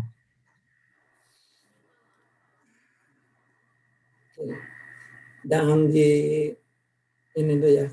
Yang pertama, apakah memang ajaran Buddha lebih mementingkan filsafat dan penerapan dibanding dengan ritual? Kalau kita kembali kepada di awal ajaran Sang Buddha itu dibabarkan, yang namanya ritual itu hanya ada ritual penabisan biku dan ritual penabisan samanera. Jadi seperti puja bakti, apa dan segala macam itu tidak ada. Ya. Membersihkan putih itu hanya karena kewajiban dari yang Aryananda sebagai kapiya atau dayakannya dari Sang Buddha, dari Sang Buddha Gautama. Jadi kewajiban sebetulnya. Jadi kewajiban Ananda untuk membersihkan putih, menaruh bunga, harum-haruman, diikuti harum gitu kan, bunga-bungaan, bakar dupa dan segala macamnya itu hanya kewajiban dari seorang kapiya dari Sama Sang Buddha, yaitu yang Arya Ananda. Jadi kadang-kadang kalau kita melekat dengan ritual, malah kita tidak akan bisa mencapai apa hakikat asli dari dhamma tersebut gitu. Tapi bukan berarti belajar dhamma itu tidak penting. Belajar dhamma bukan ritual. Sekali lagi, belajar dhamma bukan ritual, tapi belajar dhamma adalah belajar menyelidikkan dhamma. Kita menyelidiki dhamma. Jadi jangan salah, ritual itu bukan untuk kita belajar dhamma, tapi belajar dhamma penyelidikan. Ada pengembangan, kita harus menyelidiki. Ada investigasi, ya, namanya dhamma wicayo, ya, dhamma wicayo. Jadi menyelidiki dhamma, gitu kan. Nah, itu akan mengembangkan kepada kebijaksanaan kita. Jadi kalau boleh dibilang ajaran Sang Buddha lebih mementingkan penerapan, it's okay, memang benar. Di awal memang harus Sang Buddha mengatakan harus lebih pada penerapan, praktek, belajar dhamma kemudian dipraktekkan. Kemudian yang kedua, pertanyaannya tadi,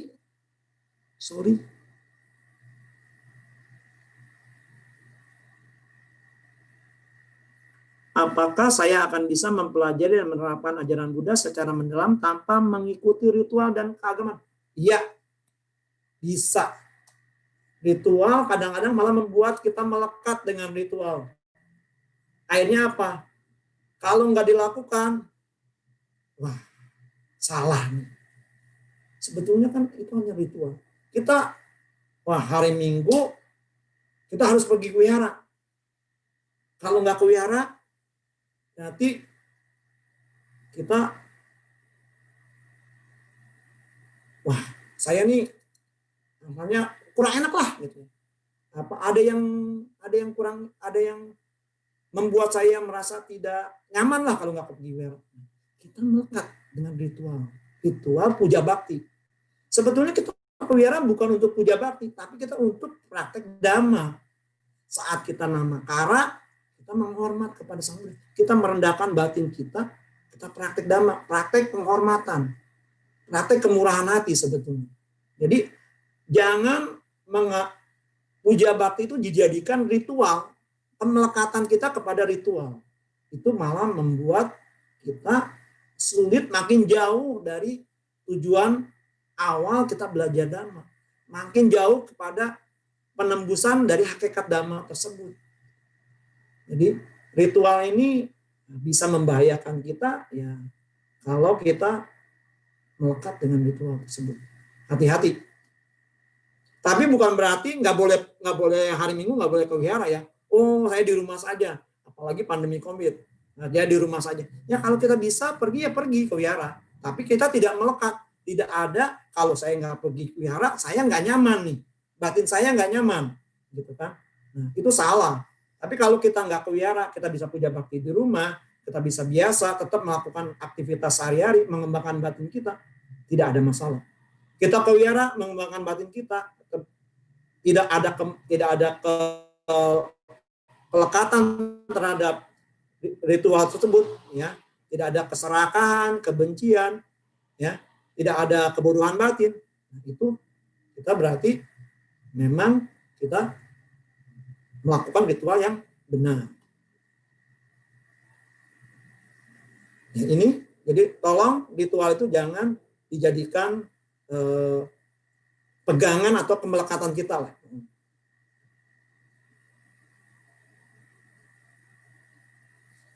Ada selanjutnya? Ya, baik Romo, terima kasih atas penjelasannya. Next question. Pertanyaan dari Mailina Xiao. Sesuai dengan rujukan agung tadi, kita bisa mencari kebenaran yang diberikan pembabar dhamma. Demikian ya Romo. Apakah ada karma buruknya ya bila mengajarkan dhamma secara tidak sengaja salah? Misalnya karena lupa sutanya jadi mengira-mengira. Terima kasih Romo, silakan. Ya, kalau sesuai rujukan namanya kebetulan sama nih. Harganya sama, berarti saya saudara nih. Cuman kayaknya ini perempuan. Jadi kita masih saudara ya. Harga saya sama dengan. Nah, sesuai rujukan ya benar. Kalau memang itu sesuai rujukan, berarti benar. Tapi untuk kalau yang kedua, yang jadi patokannya adalah pada rujukan yang diberikan oleh Sang Buddha. 4 rujukan tersebut.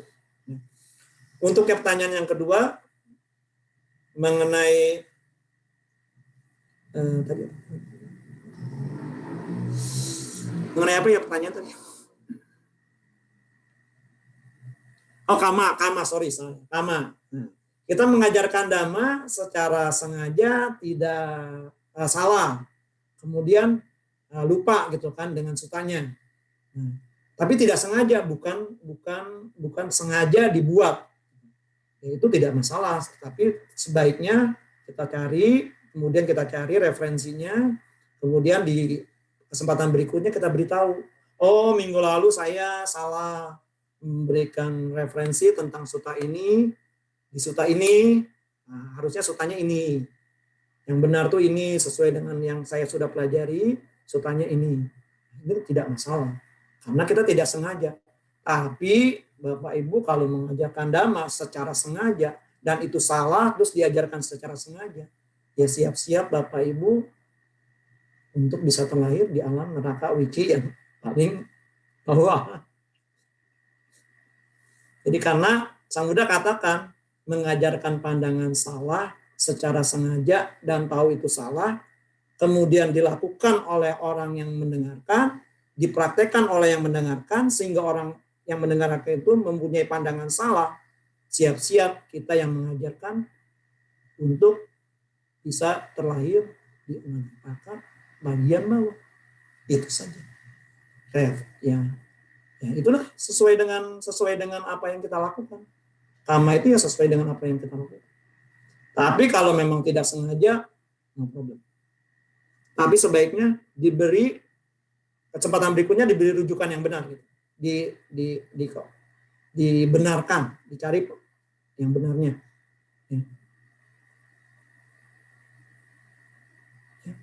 Itu yang bisa saya jawab. Semoga bisa memuaskan.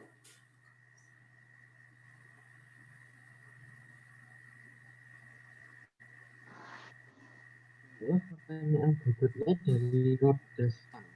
Satu Romo, ada quote reading is the heart. Bagaimana tipsnya Romo agar Dhamma bisa sedemikian ini? Terima kasih Romo. Nah, ini yang pertanyaan yang sulit ini karena ini petikan dari guru yang sangat terkenal ya, Ajahn Chah ya. Jadi sebaiknya saya kalau saya nggak komentari yang pertama, tapi tipsnya saja ya, tips agar Dhamma bisa seperti ini gitu. Takutnya kalau kita komentari nanti malah saya membuat komentar sendiri gitu kan. Sebetulnya ya seperti yang Sang Buddha katakan, Dhamma itu adanya di dalam batin yang sedepa ini, pancakanda kita ini. Ya. Jadi untuk pembebasan pun adanya di sedepa kita, setubuh kita yang sedepa ini, di dalam pancakanda ini. Jadi kalau kita mempelajari buku yang di luar sana tanpa kita masukkan ke dalam apa yang direferensikan, maksudnya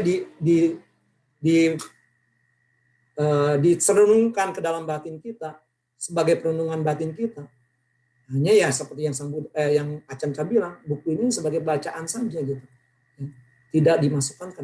Jadi buku tadi kalau kita dijadikan perenungan untuk batin kita, membawa batin kita lebih berkembang kepada pengembangan batin, membawa kepada pandangan benar, mengikis kekotoran batin kita, mengikis pandangan salah kita tentang keserakahan, tentang kebencian, tentang kebodohan batin.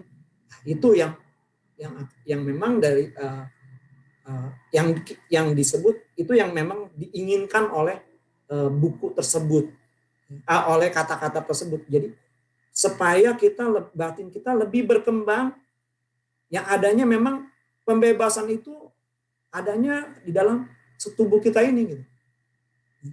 Jadi pancakanda ini ya yang menyebabkan kita bisa terlahir mau kemana, mau ke yang lebih tinggi, mau yang lebih rendah, tergantung kita. Kita melekat dengan pancakanda kita, ya, kemelekatan kita bisa membawa kita bisa terlahir ke alam-alam yang lebih rendah, atau bisa juga kita mengembangkan pancakanda kita, ya. Pancakanda itu jasmani dan batin ya. Pengikut, maksudnya pemisah dan membaca jember sudah hafal lah ini ya. Jadi kalau kita sebutkan ada 5 kanda ini, kalau kita kembangkan, ya, kita kembangkan pancakanda kita ini sehingga menjadi lebih berkembang, kita akan membawa kepada pembebasan, pada hakikat dari Dhamma sendiri, yaitu rasanya itu baik di awal, di tengah, atau di akhir menimbulkan kebahagiaan. Jadi hakikat Dhamma itu adalah kita belajar Dhamma, kita mempraktekkan Dhamma, kita harus punya seperti tadi, di awal kita bahagia, di tengah kita bahagia, di akhir kita bahagia. Jadi membawa kepada pengembangan batin kita lebih berkembang. Ini jawaban dari saya. Baik, Romo, terima kasih. Selanjutnya pertanyaan dari Widyasari. Saya pernah membaca kutipan dari seorang guru besar Tibet yang mengatakan bahwa di antara semua instruksi yang paling mengagumkan adalah Tripitaka. Dikarenakan bahwa Tripitaka begitu luas, adakah ajaran atau dhamma-dhamma yang merangkum atau memadatkan Tripitaka dan menjadi panduan untuk mencapai pencerahan? Demikian, Romo, silakan.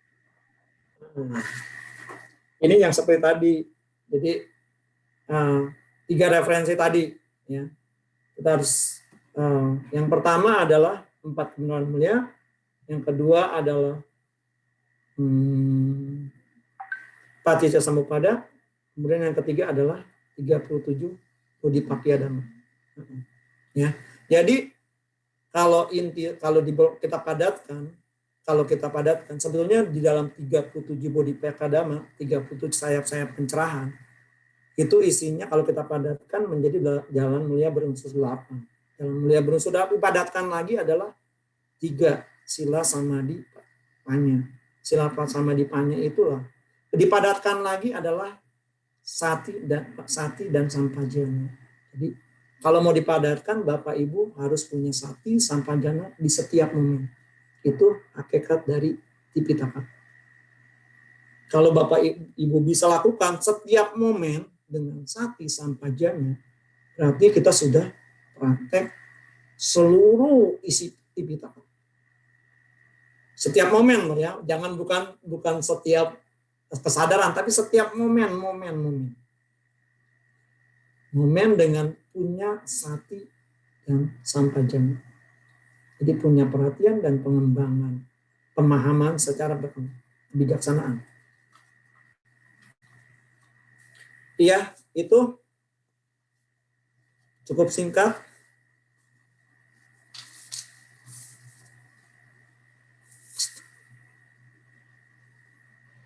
Baiklah, terima kasih penjelasannya Romo. Pertanyaan berikutnya dari Tata Yulianto. Romo, saya mau bertanya, bila umat lain dalam keadaan terpuruk punya tempat untuk berserah diri, tempat untuk mengadu lewat doa-doa dan sebagainya, sehingga setidak-tidaknya batinnya bisa menjadi sedikit lebih tenang. Bila umat Buddha bagaimana caranya? Kemana harus merenungi kondisi buruknya? Seringkali malah dikomentarin terimalah karmamu, akhirnya banyak yang kecewa dan beralih keyakinan. Terima kasih Romo. Dan tolong pertanyaannya jangan dihilangkan ya. Ditampilkan terus.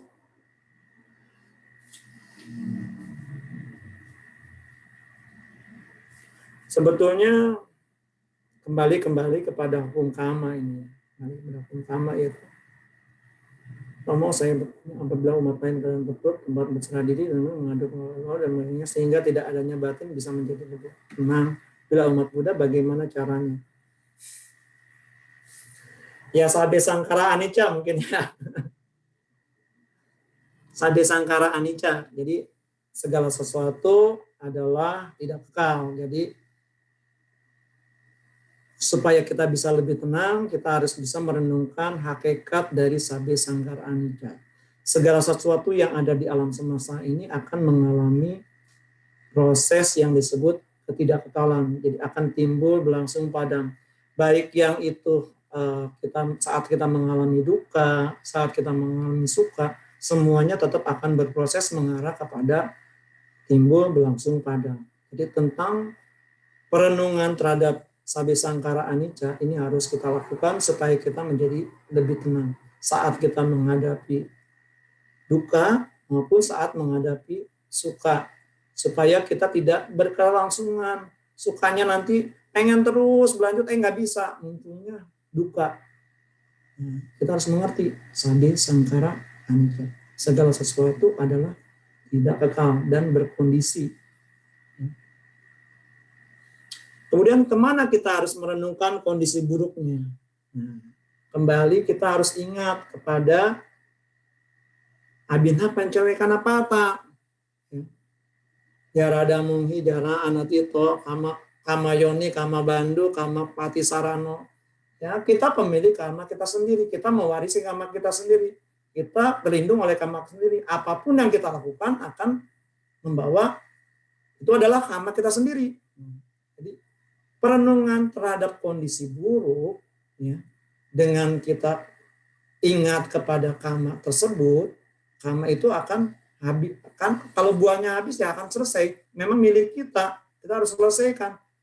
Caranya bagaimana kita terima, kemudian kita kembangkan karma baik, yaitu Samappadana 4. Jadi dengan Samappadana 4 yaitu usaha yang benar ya, usaha benar. Jadi kalau kita sedang menerima hal-hal yang buruk, ya kita harus terima, ya.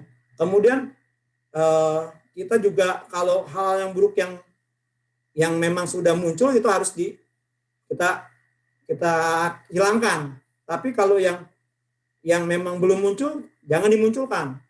Tapi perbuatan baik yang belum muncul harus kita munculkan, kita kembangkan. Kemudian yang sudah kita lakukan kita harus kembangkan.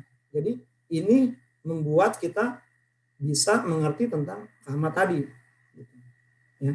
Kembali kepada ini adalah tentang sabe sangkara anicca dan karma.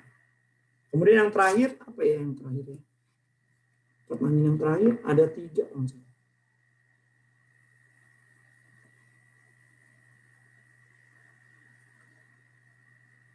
Nah, sama sebetulnya. Ya, itu ya. Jadi seringkali malah dikomentari, terimalah karmamu, akhirnya banyak yang kecewa dan beralih keyakinan. Sebetulnya ya kembali, jangan cuman kita menerima, tapi kita harus membuat kama baru, usaha benar, melakukan.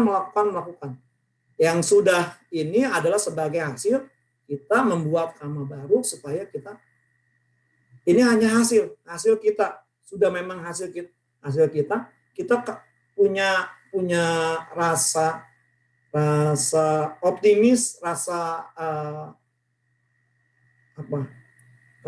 kemauan, punya tekad, punya usaha yang benar untuk kita mengembangkan batin kita supaya kita bisa membuat kama-kama baru, memunculkan perbuatan-perbuatan baik yang belum muncul sehingga bisa muncul. Ataupun kalau yang sudah kita muncul kita harus kembangkan, seperti kita saat kita berdana, ya kita harus lebih kembangkan dana itu. Kalau kita sedang menjalankan sila, ya kembangkan silanya terus, dikembangkan dengan cara mengembangkan meta, karuna, mudi, ya itu. Ya, ini jawabannya. Ya, baik Romo. Pertanyaan berikutnya, silakan ditampilkan co-host. Ya, dari Atasilani Mutia, selamat malam Romo. Jika membaca parita hanya menggunakan bahasa Indonesia, bagaimana itu? Terima kasih Romo, silakan. Yang luar Atasilani, terima kasih atas pertanyaannya. Di beberapa tempat ada membaca parita pun dengan menggunakan bahasa Jawa kalau nggak salah ya. Di daerah Jawa tuh ada di Semarang, daerah Semarang, kalau Semarang ya, Jawa Tengah ya. Jawa Tengah ada berapa parita ditulis dalam bahasa Jawa. Jadi sebetulnya tergantung kita. Kalau kita nyaman dengan bahasa Indonesia, ya silakan. Sebetulnya membaca parita itu menimbulkan kenyamanan nggak dengan batin kita? Kalau kita tidak nyaman dengan bahasa Pali, ya bahasa Indonesianya lah. Nyamannya dengan bahasa Pali, ya silakan dengan bahasa Pali. Nyamannya dengan bahasa Jawa, ya silakan dengan bahasa Jawa. Kita membaca parita sebetulnya adalah tujuannya supaya batin kita berkembang, batin kita menjadi tenang, menjadi bahagia. Kalau kita baca parita, kemudian terpaksa harus baca parita, yang ada kita baca parita sambil dalam pikiran kita, aduh, kapan selesai? Apa sih artinya? Saya nggak tahu. Apa? Yang ada batinnya tidak berkembang. Lebih baik ya, yang kita mengerti. Memang membuat kita bahagia. Oh, kita mau. Oh, ini artinya ini. Oh, kita bisa pahami, bisa renungkan artinya ini. Membuat batin kita menjadi nyaman dan bahagia. Sehingga kita mau terus membaca parita tersebut. Sehingga batinnya terus menjadi berkembang, bahagia. Selalu lihat kepada batin masing-masing. Apakah itu bisa membawa kita kenyamanan, batinnya berkembang, kebahagiaan. Ini yang memang harus kita sesuaikan dengan kondisi dari si umatnya. Bisa saja di satu daerah dengan bahasa Jawa, nyaman dengan bahasa Jawa, familiar dengan bahasa Jawa, bisa membuat mereka mengerti dengan bahasa Jawa, silakan. Menurut saya. Jadi jangan berpatokan dengan Pali. Selama terjemahannya sesuai dengan apa yang sudah ditentukan oleh standar dari masing-masing ya. Mungkin saat ini kita di Sangga Theravada oleh Sangga Theravada, mungkin kalau di sangga yang lain oleh sangga yang lain. Silakan saja. Ini jawabannya. Ya, baik Romo. Dan tentunya dengan niat dan batin yang bersih ya Romo ya. Oke, Ya, pertanyaan tersebut menjadi pertanyaan terakhir sekaligus penutup sesi tanya jawab Dhamasa Kaca Online episode yang ke-157. Maha Anumodana atas uraian Dhamma malam hari ini. Sebelum menutup sesi, kami persilakan Romo Xiao Jun Kyong untuk memberikan closing statement atau kesimpulan uraian Dhamma malam ini. Silakan Romo. Kyung. Ya, sebagai penutup, ya saat ini kita sangat beruntung karena hari ini kita masih memiliki terjemahan khotbah-khotbah asli dari Sang Buddha yang tersedia dalam berbagai bahasa. Kita bisa lihat ada referensi bahasa Pali, bahasa Inggris, bahasa Sinhala, bahasa Indonesia yang masih sangat jelas. Jadi ini sangat keberuntungan kita. Keberuntungan kita bisa saat ini bisa terlahir, kita bisa mempelajari Dhamma. Tapi kita juga harus hati-hati, dalam arti kita harus hati-hati dalam mengambil keuntungan ini sebetulnya. Harus kita hati-hati. Karena kesempatan berharga ini juga, yang tak ternilai ini juga bisa membuat batin kita menjadi tidak tercerahkan, hati-hati. Ya. Jadi Dhamma itu bisa membuat kita hati-hatilah dalam mengambil Dhamma. Kita harus cari benar-benar atau tidak, sesuai dengan apa yang Sang Buddha katakan atau tidak. Kalau ini sesuai dengan apa yang Sang Buddha katakan dan memang membuat batin kita menjadi lebih berkembang, pandangan benar kita menjadi lebih berkembang, yaitu mengikis kotoran batin, yaitu loba dosa dan moha. Dhamma ini harus kita praktekkan. Ya. Dhamma yang bisa menghilangkan kegelapan batin, keserakahan, kebencian, dan juga bisa menerangi hidup kita sehingga kita bisa mencapai cahaya kebijaksanaan. Itu kata-kata penutup dari saya. Terima kasih. Baik, Romo Seo Jun Kyung, Amundodana, sekali lagi terima kasih juga kepada Romo Ramani, Bapak Ibu Saudara-saudari sedama yang telah berpartisipasi mengikuti Dhamma Sakata Online malam ini. Semoga apa yang sudah kita dengarkan bisa bermanfaat dan bisa diterapkan di kehidupan sehari-hari. Setelah berbuat kebajikan mendengarkan uraian Dhamma oleh Romo Seo Jun Kyung, kita akan bersama-sama berbuat baik dengan pelimpahan jasa atau patidana. Kami meminta Romo Akyong untuk memimpin pembacaan patidana. Silakan Romo. Mari kita sama-sama merangkapkan tangan, kita beranjali, kita akan melakukan patidana, yaitu pelimpahan jasa kepada makhluk-makhluk yang membutuhkan jasa baik kita. Semoga mereka terkondisi, merasa berbahagia, dan terlahir di alam-alam yang bahagia. Punya sidani katasa, yanana nikata nime, te sanca bagino hontu, satananta pamanaka, ye pia gunawanta ca, mai hang mata pita dayo, dita me capya ditawa, anye maja tawerino, sata titanti lokasmi, te bumma jatuyonika, pance kacatuwokara, samsaranta bawa bawe, nyatang ye patidanang me, anumodantu te sayang, ye cimana pajananti, dewa te sam niwedayu, maya dinana punyana, anumodana etuna, sabe sata sadahontu, awera sukajiwino, kema padanca papontu, desa sasi jatang subah. Semoga jasa-jasa yang kulakukan kini ataupun di waktu yang lain melimpah kepada semua makhluk, tiada batas, tiada hingga, yakni kepada mereka yang kukasihi, yang berjasa seperti ayah dan ibu, kepada mereka yang kukenal ataupun yang tidak, dan kepada mereka yang bersikap netral atau bermusuhan, makhluk-makhluk yang berada di alam semesta, di ketiga alam, keempat jenis kelahiran, terdiri dari 5, 1, atau 4 gugusan pembentuk, yang mengembara di alam besar dan alam kecil. Atas pelimpahan jasaku ini, semoga mereka yang mengetahui turut bersukacita.